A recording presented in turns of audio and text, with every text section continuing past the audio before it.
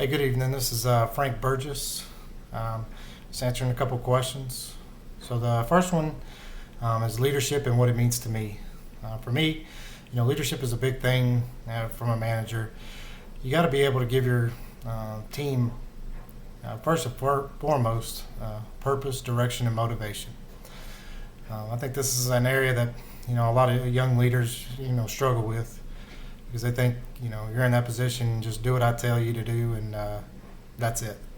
And I feel that over my time as being a leader, my time in the military, the time that I've spent as a manager, I do my best to make sure the guys understand what we're doing, how we're going to do it, and why we're going to do that. That way, stay transparent with them.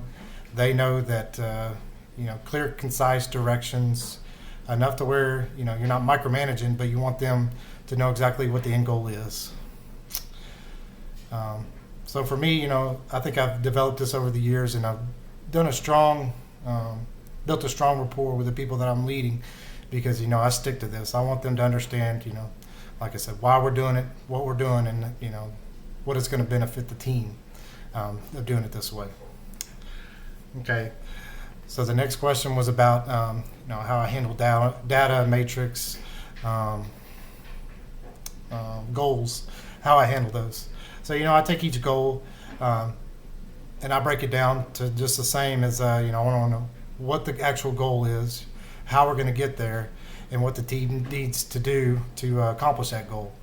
So say as far as our customer surveys, what we need to do to ensure that we're maintaining the highest service that we can to each customer.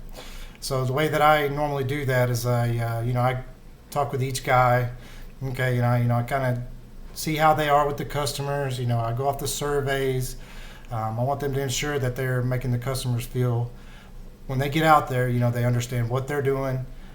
They have the confidence to do the job, and that they're looking out for the customer to make sure that they're doing them a good job to not only be successful, but that you're not out there to mess around with them or bluff them.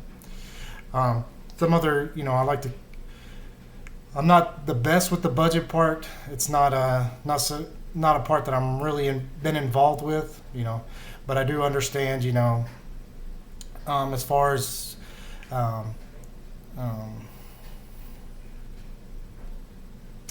making sure that, I understand what the budget is, break down what the things that we need as far as tools, time, personnel, what we need to stay below each month, making sure that we utilize every person as best as possible.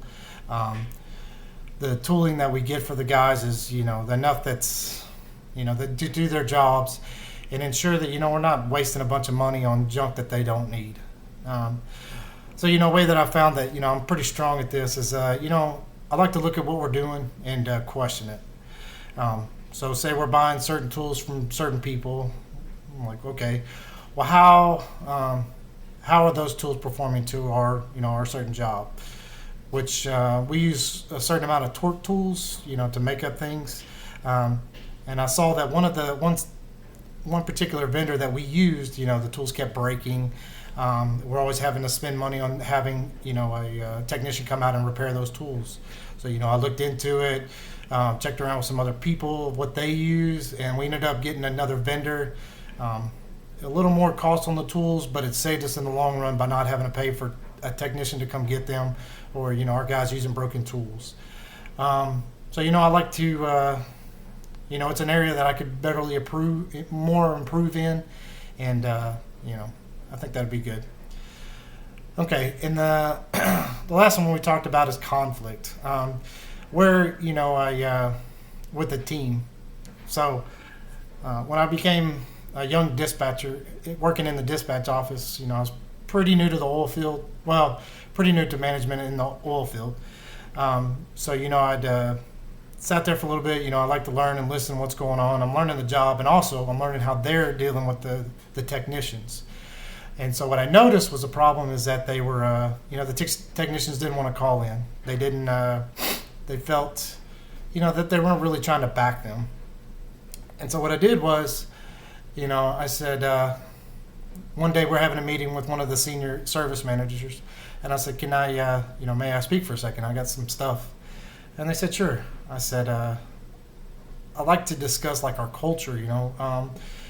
We have some guys that think, they don't feel like they can call in here and we have their backs, and we don't have their support. We don't have their best interests in mind." And they're like, "What are you talking about?"